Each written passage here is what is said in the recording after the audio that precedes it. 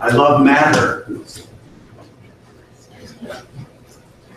Matter is wonderful. Me too. I love handouts. I love feelings. My presentation today I'm offering in the memory of Professor Dr. Leland H. Roloff, my lifelong mentor and very dear friend, who died here in Seattle 1 year ago. How delightful it is for our group to gather again. It is to gather here in the Pacific Northwest for the very first time. Something that we have dreamed about. Kik Is-Amlo was the daughter of Chief Sialsh, called Seattle, chief of the Duwamish and Suquamish, who died in 1866 at age 80. Seattle, Chief Seattle. 1 year after a law was passed making it illegal for Indians to live in this city. Kik Is-Amlo did not move. Some of you may have seen at lunch here today a recently completed mural on the wall upstairs in the student meeting here. There is a reproduction of this image upstairs and another image of Kik Is-Amlo. You might have seen the image of Kik Is-Amlo. Some of you may be in this book from 1971, which kind of brought Indian back into the 60s. This book was put together by T.C. McLuhan, Terry McLuhan, the daughter of Marshall McLuhan. And that was the first time I saw that photograph. Some of you may also know the recent best-selling book, Short Nights of the Shadow Catcher, The Epic Life and Immortal Photographs of Edward S. Curtis. Oh, yeah. Written by Seattle. Written by Timothy Egan, who lives here in Seattle. A very rich book. Complicated. He was complicated. It's all complicated. Kik Is-Amlo became known as Princess Angeline. Curtis photographed her just after meeting her in 1895. The studio where the photograph was taken is at 614 2nd Avenue. It's about 15 minutes from here. The site was replaced with the famous Alaska building, which is now a Marriott Hotel, just off Pioneer Square. Princess Angeline lived further downhill, and it was further downhill then, at the water's edge. Seattle built up the waterfront. She survived by taking in laundry, digging mussels. She lived in mud flats. She kept rocks in her pockets to throw back at the boys who threw rocks at her.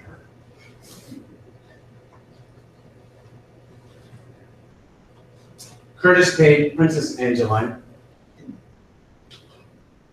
$1 silver for sitting for this portrait, which was the very first portrait he took of a Native American. Subsequently, his standard payment was $1 silver. At the time this photograph was taken, she was in her very last days. As the journal reports, on May 29, 1896, with the death of Angeline died the last of the direct descendants of the great Chief Seattle, from whom this city and university takes its name. Princess Angeline was a familiar figure of the streets, bent and wrinkled, a red handkerchief over her head, a shawl about her, walking slowly and painfully with the aid of a cane. It was no infrequent sight to see this poor old Indian woman seated on the sidewalk, devoutly reciting her beads. She became Roman Catholic, as did Seattle. Princess Angeline is buried in Lakeview Cemetery, which is just a few steps beyond the Art Museum where we're going tomorrow. I will be glad to take you to Princess Angeline's grave, or I have directions and you can go on your own. It is a very powerful spot. She She was buried in a coffin in the shape of a canoe. Further northwest is another very powerful site at the University of British Columbia in Vancouver, the Museum of Anthropology, built on traditional, ancestral, unceded land. Beautiful. This is from musqueam.bc.ca. The Musqueam people have lived in our present location for thousands of years. Our traditional territory occupies what is now as Vancouver. The name Musqueam relates back to the river grass. The story that has been passed on from generation to generation explains how we became known as the Musqueam, the people of the grass, the river grass. In some periods, the grass flourished, and in some periods, it could scarcely be found. In some periods, our people would flourish, and in some periods, the population would dwindle, perhaps because of plague or war. In this way, we became known as Musqueam. Thousands of masks are exhibited at the museum in such a way that you can walk among them and look through them. Amazing. The museum holds myriad carvings and artifacts as well. Many years ago, I sat in that place, soul-searching, spinning, sobbing, with no words to explain, beneath a massive longhouse beam carved as Sissyutl, the fearsome two-headed serpent monster of the sea. This is a carving completed before 1900 by Charlie James of the Kwajalein Nation at the northern tip of Vancouver Island. The place was named Fort Rupert when in 1849 Hudson's Bay Company built a fort there. The full telling of the story of Sissyutl remains with the tellers in this book, Daughters of Copperwoman, who gave permission to Anne Cameron to record the stories, but did not give permission for the stories to be retold in any form than this. I can supply you the opportunity to read The Secret of Sissyutl from the tellings, if you want it. In 1962, when Gebser and Hilary Steiner published a little paperback book. Paperbacks were a new thing. This book was called Anxiety, a Condition of Modern Man. In that text, Gebser writes, anxiety is an element of life, and thus it is just as unlimited and as unfathomable as life itself. The unlimited, the unfathomable anxiety leads me to archaic injuries, archaic defenses, and archaic rage. In 1962, I turned 12, and I was not yet reading philosophy, but I can tell you that I knew Angst. There were palpable resonances of my dire emergency C-section birth in 1950. Yes, and something substantial of the ghosts and demons that haunt the hollers of my home place in the Appalachian Mountains of northeastern Tennessee. Sawmill Holler. Trauma was in the air.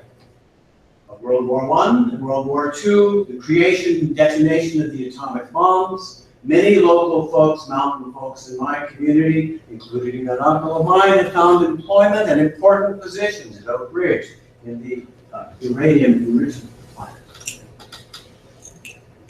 I remember well, temporally as if it were yesterday, the air raid drills we had in elementary school. The sound of those sirens held me transfixed with their acoustic Angst. As us kids were taught, we'd have 15 minutes before the fire would fall from the sky, destroying the world we had been born into absolutely. Now, what was to be accomplished by the drills and having us march outside the school and stand in lines is not clear. Now, in 2006, when I first saw the title of Bill McKibben's book, The End of Nature, I felt a choking blow. Angst means choke. A choking blow to my solar plexus. the end of nature.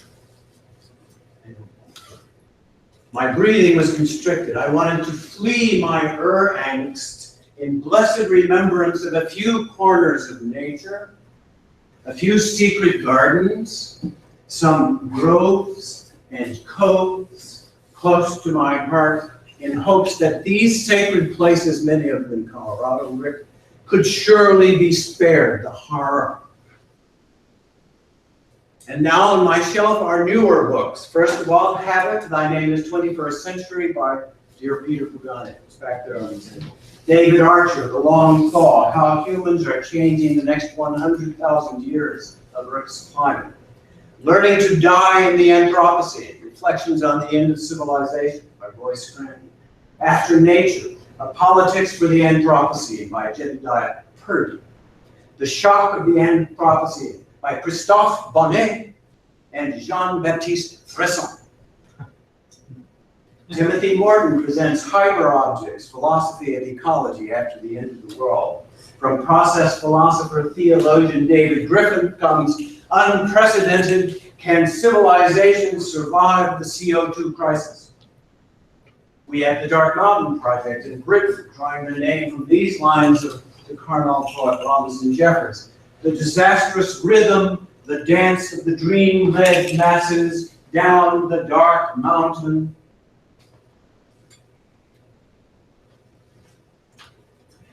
With Anthropocene, we have these other terms to apply to the great dehiscence, the transmutation that we are living on planet Earth. Anthropocenity, coined by British writer Robert Macfarlane. The Great Acceleration describes the massive increases in population, carbon emissions, species extension, plastics, etc., beginning in 1950. Australian philosopher Glenn Albrecht invented the term solastalgia for a worldwide increase in ecosystem distress syndromes matched by a corresponding increase in human distress syndromes. He invented this to describe the prolonged drought and large-scale open-cut coal mining effects upon the Aboriginal peoples of New South Wales. In semiotics and postmodernism, hyperreality is the inability of consciousness to distinguish reality from a simulation of reality. What is real and what is fiction are seamlessly blended together so that there is no clear distinction where one ends and the other begins. I associate this with the psychological term pseudologia fantastica. The telling of a lie so deeply and so consistently that it is lived as truth. We were going to talk about that. Here, most of us also can relate to this term, shadow time, the sense of living in two or more orders of temporal scale simultaneously, such as the world some of us who are of a certain age can relate to and sometimes say, well, now, how does that connect with this morning? Shadow time. Robert Macfarlane also offers us the term stuplimity. That is the archaic urge for raging consumption when faced with the incomprehensibilities of global climate crisis. I would just consume. My friend Jeffrey Keel serves as a senior research scientist at the National Center for Atmospheric Research, NCAR, in Boulder, while relocating recently in Santa Cruz, where he is also a union analyst. At dinner recently, I posed the question about what my granddaughter, born this last August, just turned 2 months old, might expect to see in her lifetime, which could extend into the 22nd century. He explained, after I said, give me the worst. If nothing changes, the current patterns. He explained that with no change in our behaviors, conditions on Earth will regress in the lifetime of my granddaughter to those of about 40 million years ago, almost instantaneous. That is to say, if we continue current patterns, my grandchildren can expect changes unprecedented in the history of the Earth. The last time we were at 1,000 parts per million was about 40 million years ago, and we will have reversed the process in 200 years. It would take natural processes about 120,000 years to remove CO2. The encyclical letter of Pope Francis on care for our common home begins with, "Our sister, Mother Earth, cries out to us because of the harm we have inflicted on her, because of our irresponsible use and abuse." The Pope concludes, "Let us sing as we go. May our struggles and our concern for this planet never take away the joy of our hope. I feel my head spin and my heart race." Feel the magic, mythical, archaic forces at work in our Alice in Wonderland politics. Internet trolls and global pseudologia fantastica. There are so many rollings of the dice. Let's say when it comes right down to global food supply. And when it comes right down to water supply, for the 7.4 billion of us, which will be 11.2 billion of us by 2100. And my grandchildren's lifetime. We face very large unknowns for all animals and plants, at all scales of emergence. I turn to read what Jeffrey Keel says in his book, Facing Climate Change, which I much recommend. Jeff has a Buddhist sensibility. When we see what is happening in the world, we feel sadness and fear. Our first impulse is to flee these disturbing emotions, but it is important to stay with these intense feelings. So close I come to succumbing to it all in tears and dread between the heads of the sea monster. As I found myself preparing for our gathering this weekend here at Seattle University, I was taking some notes, and this was the original note. I came up with a little spinner of masks, and I need some masks. Maybe it will help if I have some masks. So I sat and drew some masks, and then a spiral emerged, and thus I have another handout for you. On the one side of this, this was sort of a coping mechanism, something to help me get through that phase of contemplation. On the one side, you have the mandala of masks, multiple personae, multiple voices. I always try to find a voice I can actually believe in when I'm speaking. And on the other side, the four attractors that emerged as I was contemplating the conversations we are now having here in Seattle: birth, remembrance, depth, and gratitude. The etymology of the word nature leads to Greek, Latin, and Sanskrit roots, all entwined with the expression for birth, which is to carry, which arises from the Greek word therein, which is the root of periphery, amphora, and metaphor. Much to carry. Much more immediately, I was led to the nature of birth as I followed closely the pregnancy of my daughter throughout this year, day by day and phase by phase through her pregnancy, beginning with the in utero ultrasound movie, which I have on my desktop. As I talked with my daughter, I of course revisited the three ontogenetic journeys of my grown children, and they were close in remembrance. Now that word remembrance has been engraved on my mind since early childhood. It was carved into the oak table for the Lord's Supper. Do this in remembrance of me. Set beneath the pulpit, beneath the baptistry, at the front of Oak Grove Baptist Church in Sawmill Hollow, Mount Carmel, Tennessee. I was baptized full immersion in that baptistry when I was 6 years old. I remember the awe I felt on those occasions when our country church family did observe that ritual of the Lord's Supper in sacred remembrance. It was only much later that I became more aware of the abuses that were behind the veils, as there always are, soul wounds in every congregation, every community, every society of human beings. When I say remembrance, I do not mean memory in the ordinary sense, not mere information in the storehouses of our neural chassis. Remembrance means resonance. The most important and intimate stories of our localizings, injuries, incidents, hauntings, the silly magic stories, as well as the grand myths that pass among us and sustain us. By remembrance, I also mean the cycles such as fall, winter, spring, summer, cycles of seasons as once we knew them.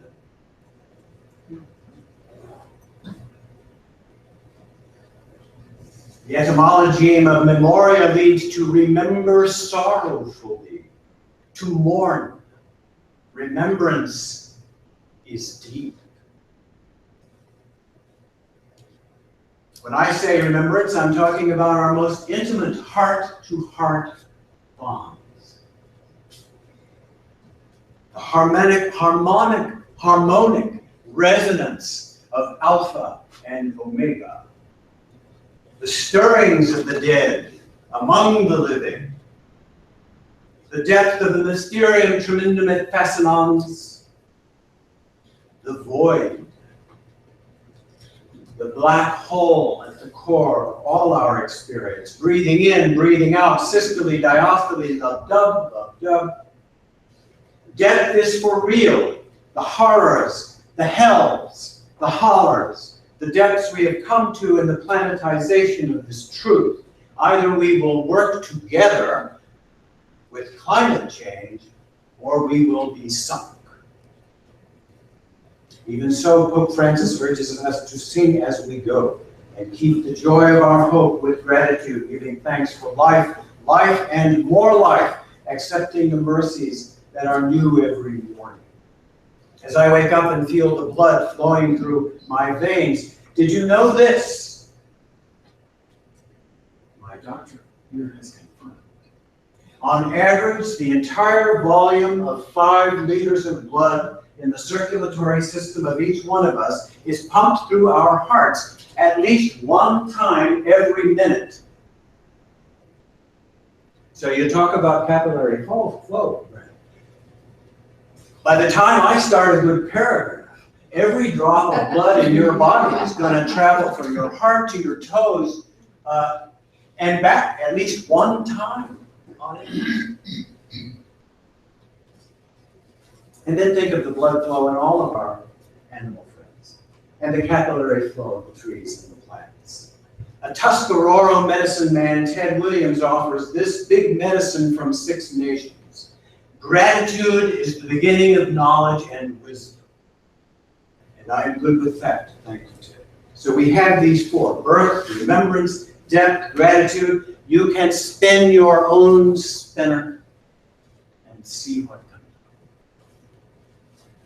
Gebser speaks of the struggle with a language inadequate for the new statement, and it is the task of this work to serve toward this liberation, which can be completed only via the awakening consciousness of the spiritual. Jean Gebser. The stated task at our conference is the philosophical task, our ability to see our own place in history, to be aware of the nature of our perspective, and is to see our own place here now in the eruption of time at the birth of an age.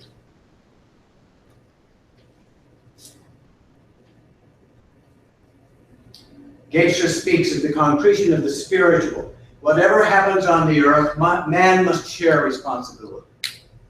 Our epoch is one of suffering. Each of us, whether as individuals or as a species, suffers in accord with its measure.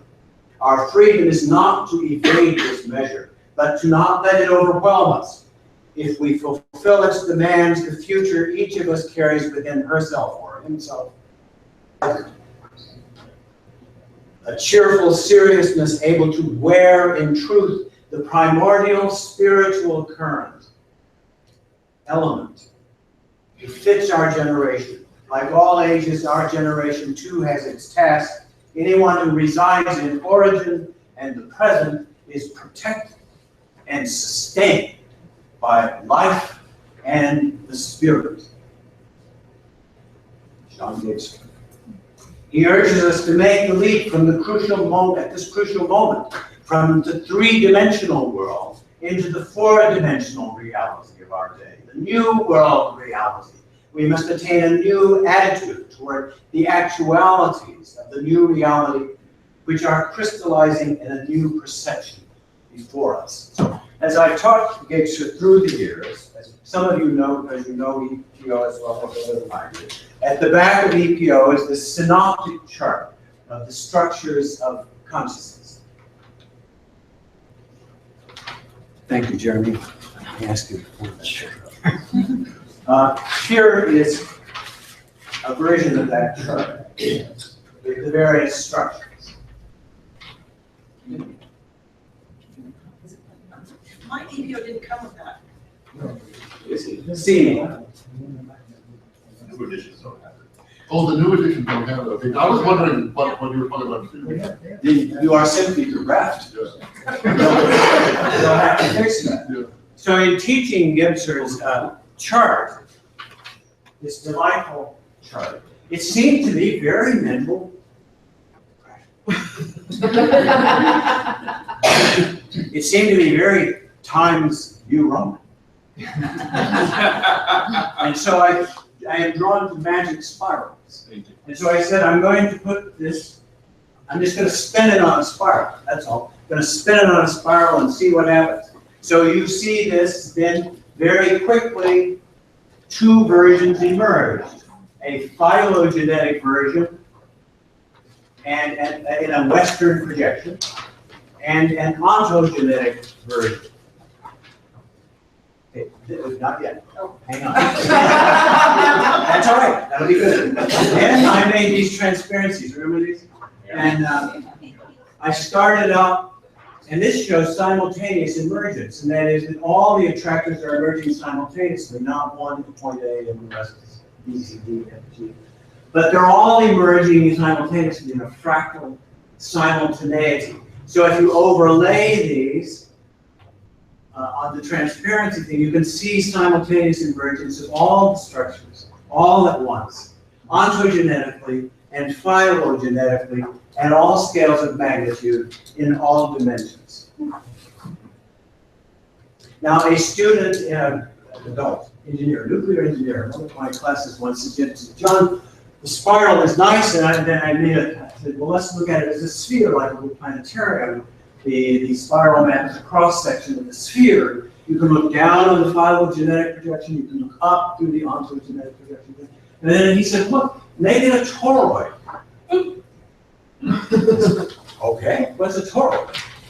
So, if you take the map,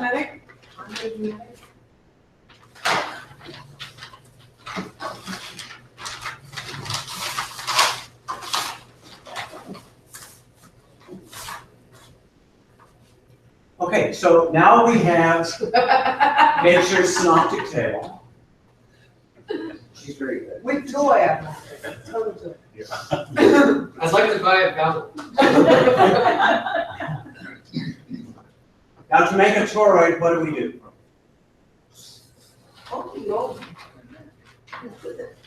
See what an elegant, beautiful toroid we have?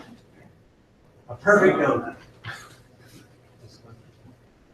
It's very hard to make a toroid. If we look, and this changes our temporicity, because now instead of starting at one end of the chart and going on, or even with the spirals, imagine a big toroid like this, the size of the CERN accelerator, 3 stories tall. And let's say you could walk into this and you could step in the middle of the toroid. And if you look this way, you can look at time in terms of an alpha quantum wave function. If you turn this way, you can look at time in terms of the omega quantum wave function. past seeking future ways, and future seeking, past seeking affirmation ways, possibility ways. Depending on which mood you're in. And you'll see different patterns and relationships, if we look at it that way. But now we can go further than this, and that is, instead of connecting the two this way, Lisa, would you now please take this end, sort of sissy little like, I want you to take this end and bring it back so that it matches the other end, but from inside the tube.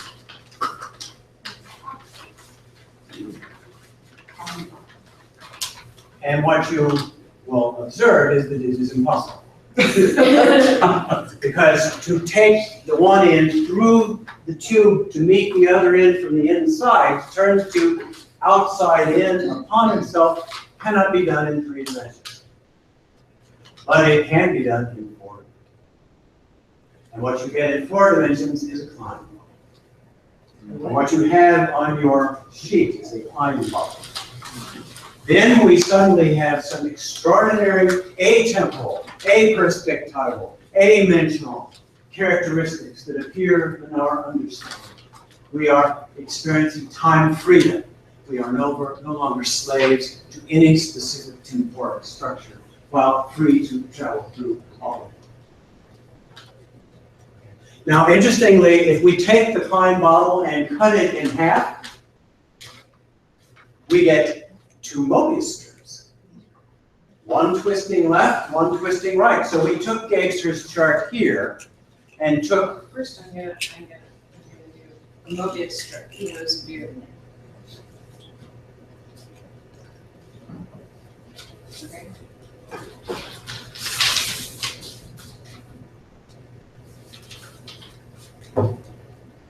The letter M for Mobius.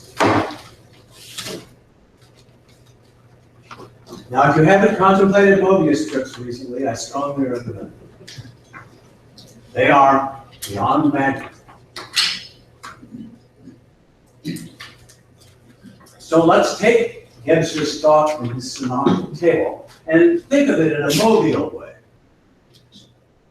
And we can take, as your little chart shows you once again, take the 2 strips. I'm saying one, let's say, is phylogenetic, one is ontogenetic. You can play with it any way you want. You are free to play in time freedom. But if you join them together, which you cannot do in 3 dimensions, because the neck of the bottle penetrates the wall of the bottle and creates a hole in 3 dimensions. But in 4 dimensions, the hole is whole. The W. So there is no hole where the hole is in wholeness. This can serve us well. It helps me from feeling absolute panic. As Gebser emphasizes, temporix is the concern with time. This concern is omnipresent. As he says, the basic concern of our epoch, time. And my onus, lifelong from birth, into my spiritual crisis waking up in the morning. I can feel in terms of clawing my way through my C-section, through my air raid drills, through the end of nature, in absolute panic and despair. And if I feel that suffering, it is sealed. 2 heads spinning, wildly, out of control. Read the original story. As I say, I don't have permission to tell you. The disappearing center of the maps by any projection depicts Kleinian spirals of self-signifying aperspectival advance with a blank spot or the void at the center. This creative advance of modeling is the best I know of for the restructuration of consciousness on planet Earth in our time. The hole in the hole, the vessel of acronym. I find the Klein bottle to be a topologized invitation of the two-headed serpent to face itself face to face, balanced in truth. I can imagine the Klein bottle as a cosmogenetic uterine vessel, the birthing of birth. Thus, we have a new form of statement resonating in the cinesthetic field in which we all live and breathe and have our being. The mental rationality of object in space before subject is a mental rational deficiency. It no longer prevails on Earth.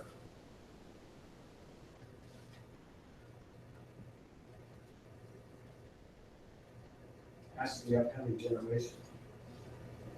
As Steve Rosen puts it, what is needed is a structure that embodies the paradoxical interweaving of continuity and discontinuity. And this is the nature of synesthesia, our new mode of integral wearing, both with highly efficient aspects. Probably everybody in here has a smartphone or has rejected it.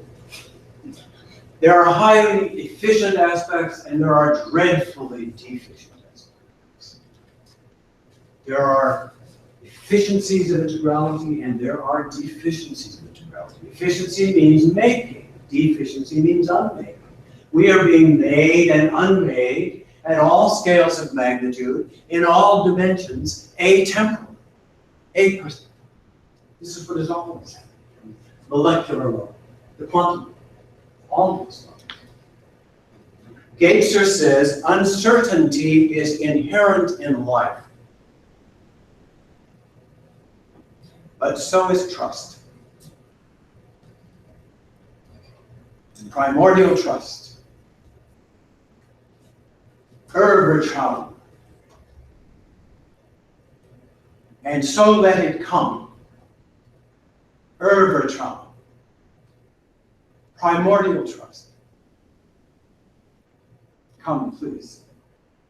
Let it come with the morning scan of the New York Times, Reuters, BBC.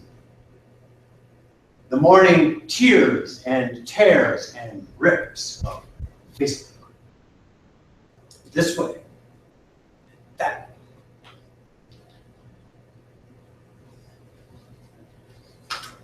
The prophecy is not lost.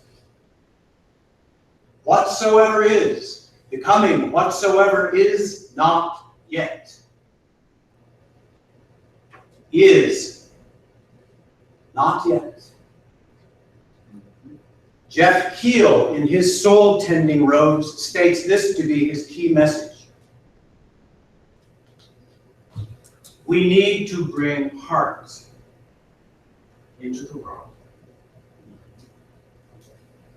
I sculpt Black Madonna icons. I sculpt Kali. I sculpt shrines to Sophia. And Sophia transforms the fear in this birth. As we live our dying, as we die our living, that the community of all the living and all the dead, on the crest of this hill, between the high peaks of the east and the high peaks of the west, where my young grandsons live, about 4 blocks that way, where they go to school and I play soccer, paint. And now as I feel the birth of my granddaughter so close, and the lives of all the children of the 21st century,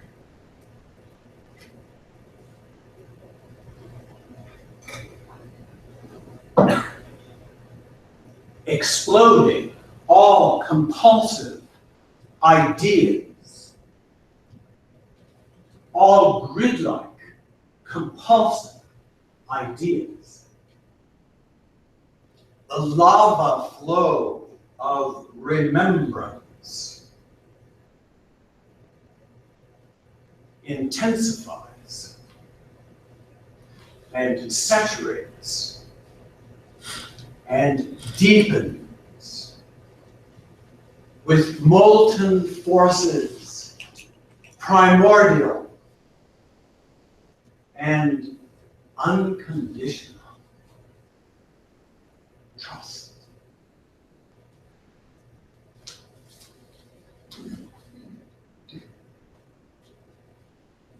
In this, our very participation here in the life of the whole world, that is now ending with us.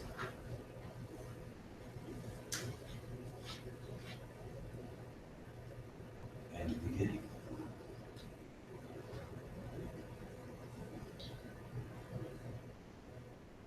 Thank you. Thank you.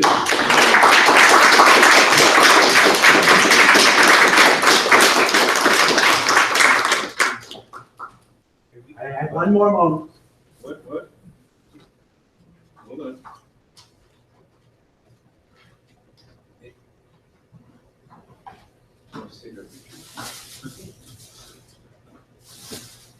That is Lila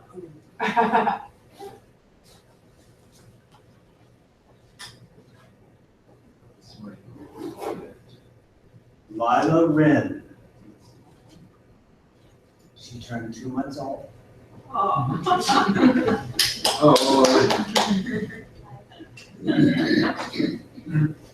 Okay, we have about 4 minutes for questions or comments or anything like that. Fruit, why don't you set up, and Jeremy, could you help Fruit make sure everything works? And so while he's setting up, we can take questions.